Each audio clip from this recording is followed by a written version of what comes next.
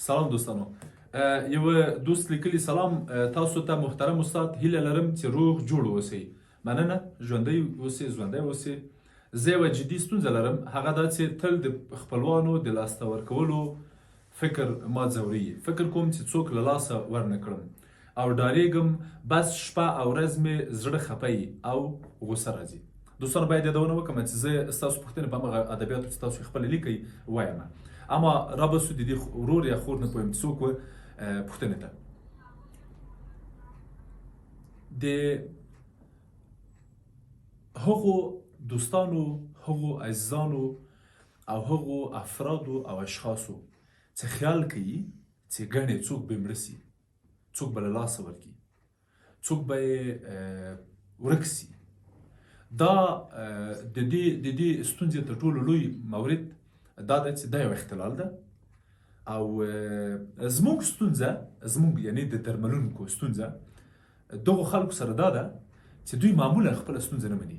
یعنی دوی وایي چې نه زه ستونزه نه لرم، یعنی زه اختلال نه لرم، حتمي مري یو څوک استاد، زه اختلال نه لرم حتما یو څوک ورکېږي، زه اختلال نه لرم، زه ناروغ نه یم حتما یوه پېښه کېږي، یوه هغه کېږي، یوه مسله را پېښېږي.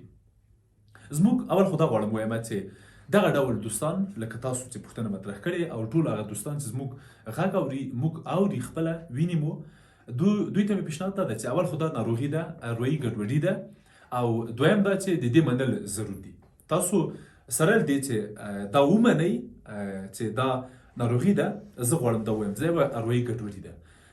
په دې چې دا کومه اروايي ګډوډي ده معمولا په اضطرابي اختلالونو کې راځي. کیدای سي وسواسي، کیدای سي جنرال انزایټي یا عمومي ویرې یا اضطرابي، کیدای سي پنیک اټیک یا ویرې د هغه وحشت حمله. نو په دې کې بیا څېړل کېږي چې مسله څه ده.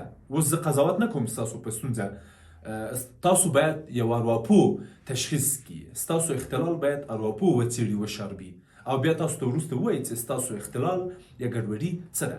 اما زه صرف غواړم دومره ووایم چې یوه خبره سته حتما په دغو اروايي ستونزو کې.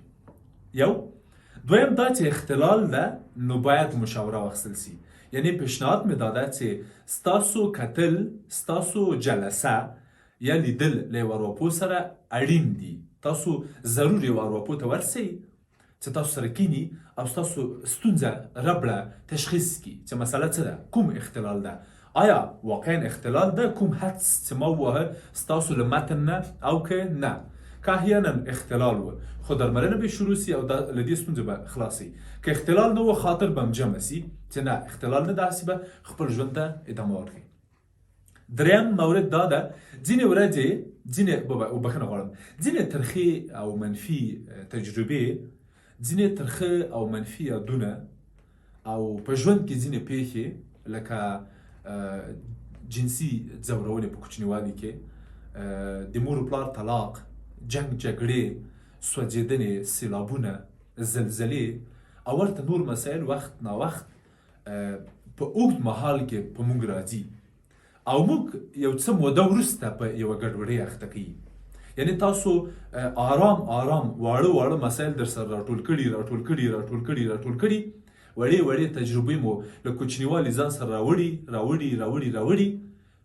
واړه یادونه او خاطرې او ترخې تجربې مو راټولې کړي، نن زیاتي نور زیاتي تاسو ته پتالوژیک سوي، یعنی ستاسو په بدن هم نور زیاتي اغېز کړی، تاثیر کړی، تاسو یې نور له ذهني وسواس نه راوړي یو ډار ته او له یو ډار نه یې بدل کړي په جسمي ستونزو. تاسو ته منتشر دردونه پیدا کېږي او ورته نورې مسلې او ربړې درته پېښې سوي دي. په دې مورد کې زما پیشنهاد دا ده، یعنی غواړم دا ووایم چې دغه خاطرې، دغه یادونه که خپله کولی سئ په خپل انداز یا په خپل کوشش چې هغه عکسونه لرې کوي، هغه ځای لرې کوي، هغه دنده خوسې کوي، هغه هېواد، هغه ټولنه، هغه بل هر څه چې دي، له هغه نه که لږ فاصله واخلئ یا یې ومنئ یا له ځان سره حل کړئ یا یې له یو دوست سره له یو عزیز سره شریک کړئ او لرې یې کړئ، دا کومک ترسره کوي. اما که احیانا تاسو ارواپوه ته ورځئ، جلسه هم ورسره اخلئ، نو بیا هغه کومک ترسره کوي چې ستاسو خاطرې هغه سي، ترمیم سي، التیام سي، هغه زخمونه چې تاسو خوړلي دي، هغه زخمونه، هغه ټپونه چې تاسو په په خپل بدن په خپل اروایي بدن اخیستي هغه حل کوي او در سره حل له منځه یوسي. څلورم مورد فکر وکړئ چې له لاسه مو ورکړ، فکر وکړئ چې هغه کس لاړ، یعنی تاسو فکر کوئ چې یو څوک له منځه ځي، مثلا مري، تاسو دلته لیکلي وو چې یو څوک مري. ښه فکر وکړئ چې مري څه کوي؟ فکر وکړئ چې ورکېږي څه کوي؟ چاره څه ده؟ چرت وایي پې؟ زه فکر کوم چې موږ باید ځینو مسایلو ته خاص تدابیر ونیسو چې ښه خدای مه کړه که همداسې وشي څه به کوم، خدای مه کړه که داسې یوه پېښه وشي څه تدابیر به وساتم. دغه مسایل که تاسو له ځان سره حل کوئ او بیا پلانونه ورته وسنجوئ. مثلا زه د خپل ځان په اړوند وایم، که زه بندي سم زه به دا کار وکړم، که زه احیانا معیوب سم زه به دا کار کوم، پښې مې هغسې قطع سي یا یوه سترګه له لاسه ورکړم یا یو بل مشکل پیدا کړم، نو زه به بیا دا کار کوم. منظور دا ده چې هماغه پېښې ته ورننوځئ په پېښه کې، دې پېښې هغه واخلئ، نتیجه مو واخلئ، مخکې له مخکې انالایز کوئ، تحلیل یې کوئ ځان سره. ښه دغسې یوه پېښه وسوه، یو څوک مړه سو، څه کوئ؟ تدابیر دې څه دي؟ پرېکړه دې څه ده؟ څه کوئ؟ څه کول پکار دي؟ هغه تصمیم او پرېکړه وکړه، مشکل حل کېږي. وروستی مورد چې غواړم یادونه یې وکړم، شریکه یې که یوه دوست سره، یوه ارواپوه سره، یوه ملګري سره، یوه عزیز سره ډېر خبرې په خبرو اوارېږي، خبرې د شریکه که حل کېږي، زه باور لرم چې ډېره زر به یې لرې به سي او ته به ترې ارامه او راحته سي. اما دوستانو که تاسو پوښتنه لرئ، خبره لرئ، سوال لرئ او غواړئ په کوم مورد نظر واخلئ، حتما موږ ته په کامنټ کې ولیکئ، موږ په روانو خپرونو کې ضرور په نظر کې نیسو او ځواب یې تاسو ته لیکو یا یې وایو. مننه.